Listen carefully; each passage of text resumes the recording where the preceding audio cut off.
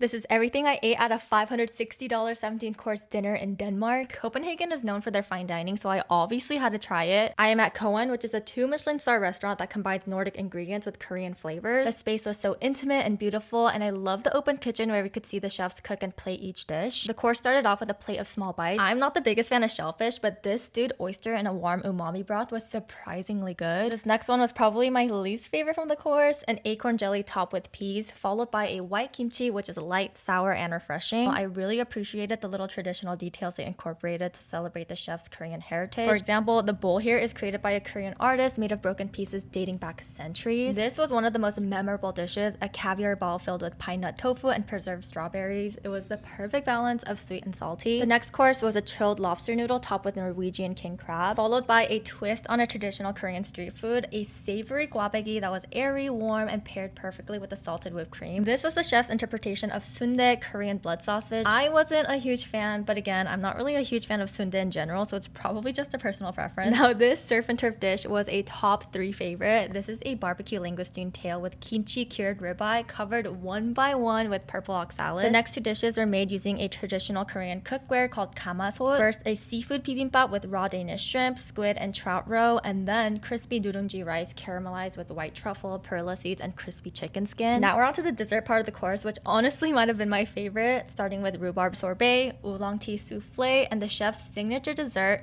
toasted seaweed ice cream with hazelnut oil and caviar. Oh my gosh, this souffle was possibly my favorite. It was so fluffy and eggy. The ice cream was also very complex. It was good, but I think my taste buds were also kind of confused. And finally, some tea and a tower of treats. I was so full at this point. I couldn't finish everything and just had a bite of each. Overall, a delicious meal over the course of 4 hours. Do you think it was worth $560?